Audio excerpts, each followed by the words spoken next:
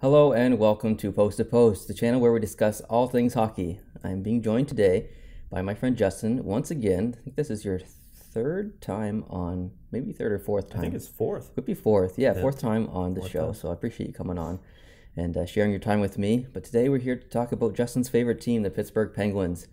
So Justin, welcome to the show.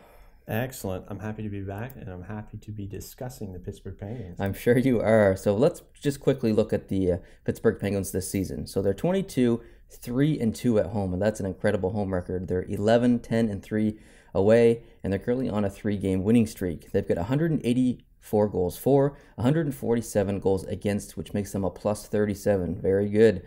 They've played 51 games and have 31 to go. So Justin didn't do this, but I've gone through each team that they play for the remaining of the season, and I assigned one of three categories to each of those teams: winnable, on-the-fence games, and losable. And doing that method, I can create a percentage of how I think Pittsburgh will end the season. So I see them having a 71% winnable chance. So this is the highest of any of the teams I've done so far.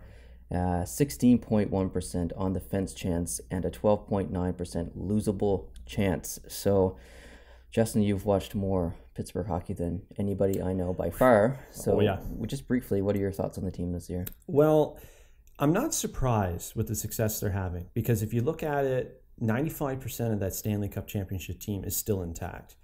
Minus Ben Lovejoy, who's probably one of the biggest omissions this year compared to last year. Right. But the fact that the team is still intact is why they're having just amazing success. Now, also the amazing head coach, Mike Sullivan, he's really got that team bought into a system. And that system is just basically tenacity. Their forecheck is amazing. And if they can get you pinned in your zone, it can be tough. Yeah. Really tough. They cycle the puck really well. Yeah, they do. Their work down low and along the boards is just incredible. Yeah. You know, that's one of Crosby's trademarks. Especially, I mean, lower body wise, he could be one of the strongest guys in the league. It's almost impossible to take the guy off his skates if you're working along the boards and trying to get puck possession from him. It's almost impossible. Yeah, and I don't know if this is true or not. I heard a rumor once that he actually trains with the Pittsburgh Steelers. Yeah, he does. Yeah, I've actually seen video of him training with the Steelers and actually going through a lot of their regiments that they do. And it's just insane, the attention to detail that he has when it comes to his training. Yeah, it's nuts. And he's having a pretty amazing season. He was injured for a couple games at the beginning of the season. I think like 7 maybe. Yeah, it's right around that mark. Yeah. And he's played amazing this year. He's second overall in points this season with I think probably 7 or 8 games in hand on McDavid. Yeah. So he's having I don't want to say career season, but he's having an amazing season. Yeah, there's only 1 point separating them right now. Crosby's got 59, McDavid's got 60. That's impressive. So Crosby seems to get a new line mate every couple years, and this year it seems to be Connor Sheary. What do you think about him? Sheary's incredible, and I was really familiar with him when he was down in Wilkes-Barre, and so was Mike Sullivan, because he was coaching down in Wilkes-Barre and then was called up. And when he was called up, he had his eye on a few key people. Brian Rust was one of them. Connor Sheary was another. And when Sheary came up, his attention to detail and his just 110% effort game in, game out really was something that became noticed by everyone, including management, head coach, and so on. So he was basically rewarded for his efforts, brought up to that first line, and there was immediate chemistry with him and Crosby. And I mean, they brought in Phil Kessel, and they thought, hey, this is going to be the perfect winger for Crosby, but unfortunately, there's just nothing there. These guys didn't click at all. But Sheary and Crosby, it's become quite the dynamic duo. I mean, I haven't watched a lot of Pittsburgh this year, but the little I have, Sheary and Crosby definitely have dynamic chemistry, and Sheary get injured recently. I think he's out for 4 weeks or it's 4 to 6. Like that's pretty unfortunate. But I think Pittsburgh will be okay without him.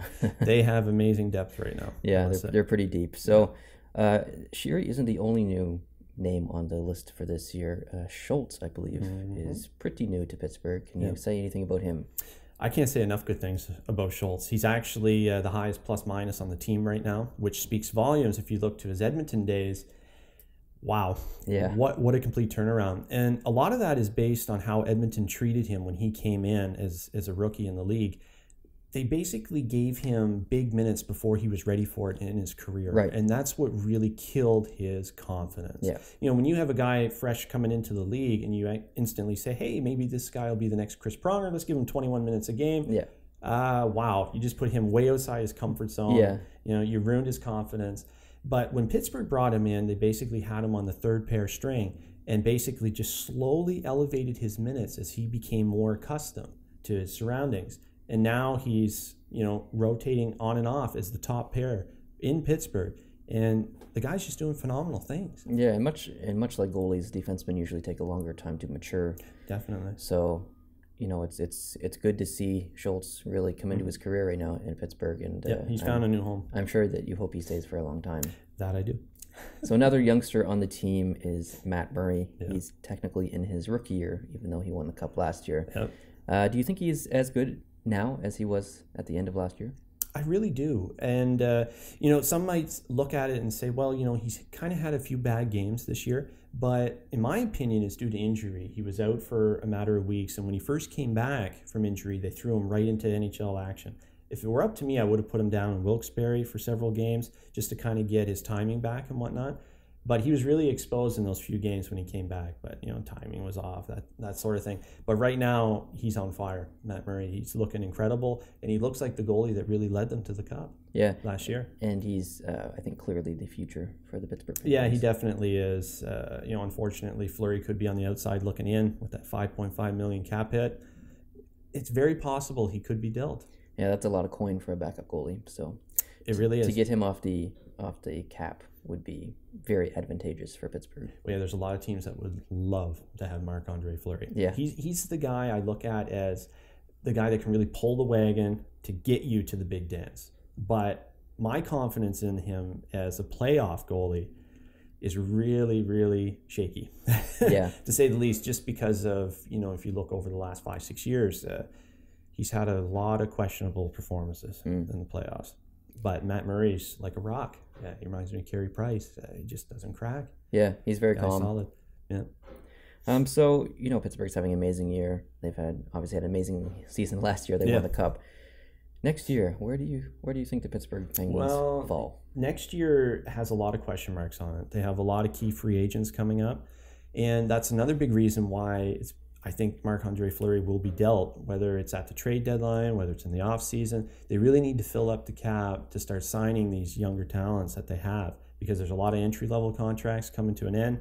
And, I mean, if you're playing like Connor Sheary's playing, man, that guy deserves a raise. Yeah, definitely. Yeah. So that kind of wraps up our Pittsburgh video, but Justin, I'll give you one final chance. Is there anything else that we missed that you want to chime in on about Pittsburgh? No, I mean, we really covered everything that I wanted to discuss when it comes to the Penguins. They are my pick to win the Stanley Cup this year based on experience alone. In fact, 95% of that Stanley Cup winning team is still intact.